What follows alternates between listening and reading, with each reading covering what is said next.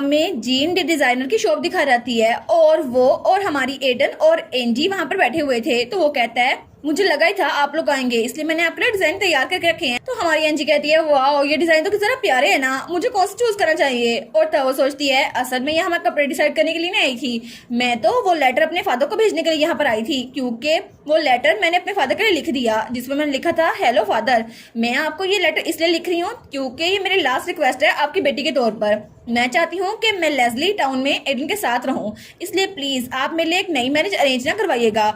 और तब वो लेटर लिखने के बाद सोचती है मैं पहली बार अपनी फादर की विल के खिलाफ जा रही हूँ, पता नहीं उनको कैसा लगेगा, लेकिन अब मैं ये बात पूरी करके रहूंगी क्योंकि मुझे एडन के साथ रहना है।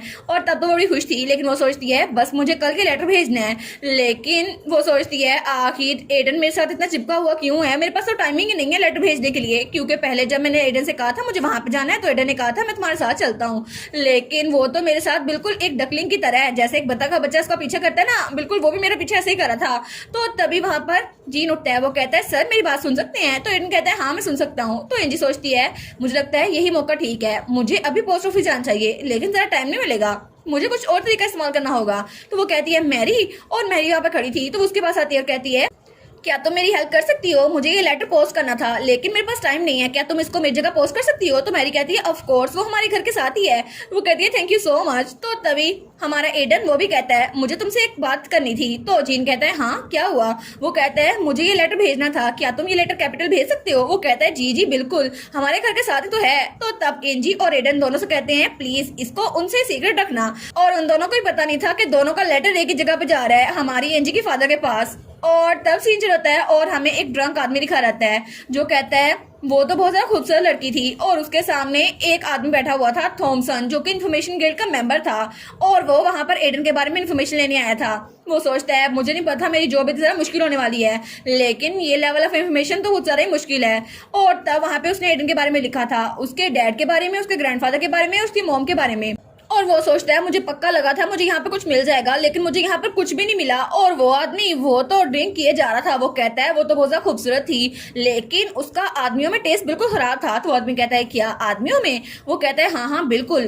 तब एक आदमी उसके साथ रहता था और जब मैंने उसकी आंखें देखी ना मैं तो बिल्कुल डर गया, उसकी रेड आइज थी। तो वो कहता है अच्छा तो क्या तुम्हें पता चला वो कौन था। वो कहता है नहीं नहीं मुझे नहीं पता चला। तो वो सोचता है हाँ बिल्कुल इसको कैसे पता चलेगा, वो तो एम्पर था ना। लेकिन तभी वहां पर उनको खाना जाता है। वो सोचता है ये एम्पर के बारे में कुछ जानता नहीं था ना, शायद इसीलिए वो यहाँ पर आए थे एडन की मॉम से मिलने के लिए। तो तब वहां सारी इन्फॉर्मेशन लिख रहा था। वो कहता है कि तुम्हें कुछ और याद है। वो कहता है नहीं नहीं मैंने तुम्हें कहा ना वो औरत बहुत ज्यादा स्वीट थी। और तभी वो आदमी कहता है ठीक है मुझे लगता है इससे कोई इन्फॉर्मेशन नहीं मिलेगी, और उठ के वहां जाने लगता है और वहां पे एक चांदी का सिक्का रखता है। वो कहता है मुझे लगता है कि तुम्हारे लिए काफी होगा। तो तभी जब आदमी जा रहा था तो वो कहता है ओ मुझे भूल गया मैंने एक चीज मेंशन ही नहीं की। वो कहता है क्या कौन सी चीज। तो आदमी कहता है ओहो मुझे लगता है कि शायद वो लोग गेट के पास लड़ रहे थे लेकिन मुझे कुछ याद नहीं आ रहा, शायद मेरी मेमोरी कमजोर हो गई है। तो वही जो इन्फॉर्मेशन लेने आया था वो कहता है ये कितना ज्यादा चालाक है ना, और वहां पे एक सोने का सिक्का और 2 चांदी के सिक्के रखता है। वो कहता है तुम्हें अभी याद आया। तो वो आदमी कहता है हाँ मुझे याद आया, उसने कहा कि उसकी मैरिज एक फ्रॉड थी, ऐसा लगता था कि उसका हस्बैंड उससे कुछ छुपा रहा है। तो वो कहता है क्या, और वो सारी इन्फॉर्मेशन लिख देता है। वो कहता है मैरिज, लेकिन जहां तक मुझे पता है एडन तो इलिजिबल चाइल्ड था ना, आखिर उसकी मॉम एम्प्रेस से शादी कैसे कर सकती है। लेकिन तब उसने ये सारी इन्फॉर्मेशन एनजी के फादर को दी थी और वो कहता है क्या सच में ये इन्फॉर्मेशन ठीक है। तो आदमी कहता है जी हमने ये सब कुछ कंफर्म किया है, लेकिन हमें ये भी लगता है कि वहां पर एक कॉमन से चर्च में वहां पे उनकी मैरिज सेरेमनी हुई थी। तो ड्यूक लेस्टर कहता है क्या सच में, क्या सच में उन्होंने सीक्रेटली शादी की थी। लेकिन वो सोचता है मुझे लगता है गॉड हमारी साइड पे है, क्योंकि अगर एडन की माँ और एम्पर ने शादी की थी तो एडन फिट्जरॉय वो असल में एम्पर का लेजिटिमेट चाइल्ड है और इसकी वजह से वो क्राउन प्रिंस बन सकता है। तो मैं इस मौके का इस्तेमाल कर सकता हूँ ना, क्योंकि मुझे यकीन नहीं होता कि मेरा सन इन लॉ जितना जरा वर्थलेस था वो इतना जरा राइटफुल सक्सेसर बन सकता है। और वो सोचता है ये तो सारा अच्छा होगा ना, क्योंकि वो फिलिप कार्डिनर और उसका भाई मुझे दोनों से पीछे छुड़वाना होगा और मैं अब एडन को इस्तेमाल करूंगा ताकि सारा कब्जा मेरे हाथ में आ जाए। तो ड्यूक लेस्टर कहता है ठीक है मुझे बस एक ही चीज चाहिए, तुम्हें पता है ना कि जो भी चर्च शादी अरेंज करवाता है उनके पास भी मैरिज सर्टिफिकेट की कॉपी होती है, तो तुम्हें उनसे वो कॉपी लेके आनी है और ये रिक्वेस्ट मेरी जल्दी एक्सेप्ट कर लेना, क्योंकि सबसे पहले मुझे उनका मैरिज सर्टिफिकेट चाहिए होगा ताकि मैं प्रूव कर सकूं कि एडन फिट्जरॉय एम्पर का सच में लेजिटिमेट चाइल्ड था। और तब सीन चल होता है और हमें एंजी और एडन दिखा जाते हैं, जो हम मछलियां पकड़ने के लिए आए थे। लेकिन एंजी तो बहुत ज्यादा डर रही थी क्योंकि वहां पर जो चारा रखा हुआ था ना, उससे तो वो पकड़ना मुश्किल हो रहा था। तो एडन कहता है कोई बात नहीं माई लेडी, मैं आपकी हेल्प कर देता हूँ, ये काम मुझ पर छोड़ दीजिए। वो कहती है ठीक है ये तुम करो। तो तब वहां पे वो चारा लगा रहा था, लेकिन हमारी एंजी तो बहुत ज्यादा डरी हुई थी। तो वो कहता है ठीक है मैं चारा लगा दिया, अब फिशिंग कर लो। वो कहती है थैंक यू।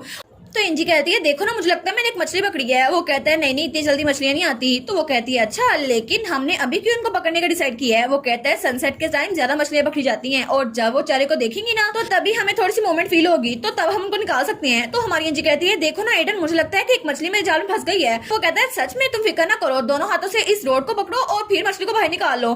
और वहां पे सच में एक फिश थी। तो हमारी एंजी कहती है देखा एडन, मैंने एक फिश पकड़ी है। वो कहता है सच में, तो क्या हम डिनर के लिए आज फिश ना बनाए, और मुझे सबसे पहले इसके अंदर की चीजें साफ करनी होगी। वो कहती है क्या इसकी साफ करनी होगी। वो कहते हैं हाँ इसके अंदर का जो गोश्त है और सारा कुछ और ब्लड बाहर निकालना होगा ताकि हम इसको आराम से खा सके। लेकिन मुझे लगता है ये तुम काम नहीं कर सकती, तो मैं कर लूंगा। वो कहती है हाँ जरूर कर लो। और उसके बाद वो लोग मछलियां भून रहे थे। तो एडन कहता है तो तुम इसको खा के देखो, मुझे लगता है ये खाने में अच्छी हैं। तो तब वो कहती है हाँ मैं भी इसको ट्राई करती हूँ। और जब उसकी पहली बार लेती है ना, वो कहती है ये तो जरा यम्मी है ना। वो कहता है कैसी लगी तुम्हें। तो एंजी कहती है ये तो बहुत ज्यादा डिलीशियस है ना। और वो सोचती है ये मछली कितना क्रिस्पी है ना, मुझे कभी नहीं लगा था कि फिश भी इतना अच्छी टेस्ट करेगी। तो तब वो तो आराम से खाई जा रही थी। तो एडन कहता है एक और ले लो ना, और उसको एक और मछली देता है। वो कहती है thank you so much Aiden. तो तभी वो कहती है लेकिन एडन तुम क्यों नहीं खा रहे। और जब वहां पर देखती है, वो सोचती है कितना वेट होगा ना अगर मैं एडन का हाथ अभी पकड़ लूं तो। और तब वो सोचती है मुझे लगता है कि मैं डिजर्ट घर जाके तैयार कर लूंगी, ठीक है। लेकिन जब वहां पर देखती है तो वहां पर 2 फिश और पड़ी हुई थी। वो कहती है शायद इनका टेस्ट डिफरेंट होगा, इसलिए एडन मुझे ये खाने के लिए दे रहा। तो वो उसकी तरफ हाथ बढ़ाती है, लेकिन एडन कहता है नहीं तुम ये नहीं खा सकती। वो कहती है लेकिन वो तो ज्यादा टेस्टी लग रही है ना। वो कहता है नहीं वो थोड़ी सी जल गई थी ना, तो उनको मैं खा लूंगा, लेकिन अगर तुम्हें खानी है ना तो मुझे बता दो, मैं इन मछलियों की स्किन पील करके दे दूंगा, तुम इसको आराम से खा सकती हो। तो तब हमारी एंजी सोचती है ओ माय गॉड, एडन ने सारी अच्छी वाली मछलियां मुझे दे दी और जिसकी स्किन जली हुई थी ना वो अपने लिए रख ली। लेकिन आखिर कोई ऐसे इंसान के प्यार में कैसे नहीं पड़ सकती। तो तब वो कहती है एडन, और उसके कंधे पे सरकती है। तो वो कहता है क्या। तो हमारी एंजी कहती है आई लाइक यू। तो वो कहता है क्या। तो तभी उसके हाथ से वो मछली नीचे गिर गई थी। वो कहता है तुमने अभी क्या बोला। वो कहती है कम ऑन एडन, मैंने तुम्हें कहा मैं तुम्हें पसंद करती हूँ। तो एडन तो बिल्कुल ब्लैंक हो गया था। वो कहता है तुम सच में मुझे पसंद करती हो। तो वो बेचारी तो बहुत ज्यादा शर्मिंदा हो गई थी। तो उसके कंधे पे सरकती है और कहती है मैंने कहा ना मैं तुम्हें बहुत ज्यादा पसंद करती हूँ। लेकिन तब वहां से उठती है। वो कहती है मुझे अपने हाथ धोने हैं, मैं झील के पास जा रही हूँ। तो एडन कहता है क्या वो मुझे सच में पसंद करती है। तो हमारी एंजी झील के पास आके अपने हाथ धो रही थी। वो सोचती है कि जरा रिफ्रेशिंग है ना, लेकिन तभी एडन उसके पीछे आता है और उसको गले लगा लेता है। वो कहती है क्या इतने जल्दी यहाँ पर आ गए, मैं तो डरी गई थी। वो कहता है एंजी क्या सच में तुम्हारा यही मतलब था। तो वो कहती है क्या। तो वो कहता है क्या सच में तुम मुझे पसंद करती हो। और तब वो तो ब्लश कर रहा था। तो हमारी एंजी वो कहती है हाँ बिल्कुल, मैं तुम्हें बहुत ज्यादा पसंद करती हूँ। और तुम्हारे बारे में क्या तुम भी मुझे पसंद करते हो। तो वो कहते हैं हाँ बिल्कुल, मैं तुम्हें बहुत ज्यादा पसंद करता हूँ, जितना तुम इमेजिन कर सकती है ना उससे भी ज्यादा। तो हमारी एंजी वो भी ब्लश करती है। वो कहती है मैं भी तुम्हें बहुत ज्यादा पसंद करती हूँ। और दोनों स्माइल कर रहे थे। और तभी वो एडन को गले लगा लेती है। वो कहती है लेकिन एडन एक मिनट रुको, कहीं तुम रो तो नहीं रहे। तो एडन कहता है नहीं मैं तो नहीं रो रहा। तो वो उसका चेहरा पकड़ती है और कहती है मेरी तरफ देखो ना। वो कहता है नहीं तुम्हें मुझे फोर्स करने की जरूरत नहीं है। लेकिन वो बेचारा वो तो बहुत ज्यादा खुश था। वो कहता है सच में तुम्हें सच में लगा था कि मैं रो रहा हूँ, मैं तो बहुत ज्यादा खुश हूँ, लेकिन तुम तो थोड़ी पगली सी हो। लेकिन मैं इस बारे में कंप्लेन नहीं कर रहा क्योंकि मुझे तुम्हारी ये साइड बहुत ज्यादा पसंद है। तो हमारी एंजी कहती है मुझे तो तुम्हारी हर साइड पसंद है एडन, क्योंकि तुम सच में मुझे बहुत ज्यादा पसंद हो। तो वो कहता है सच में। वो कहती है हाँ। और तब वो लोग एक साथ थे और फाइनली दोनों ने एक दूसरे अपनी फीलिंग कन्फेस कर ली थी। फाइनली अब दोनों मैरिड कपल कम से कम मैरिड कपल की तरह रहेंगे। और इसी के साथ ये वाला पार्ट यहीं पर ख़त्म। तो आप लोग बताइएगा आप लोग को ये पार्ट कैसा लगा, और वीडियो को लाइक और चैनल को सब्सक्राइब लाजमी कीजिएगा। बाकी वीडियोस का लिंक भी स्क्रीन पर नज़र आ रहा होगा, तो काइंडली उनको भी चेकआउट कर ले। और thank you so much for watching my videos. Stay safe, bye bye.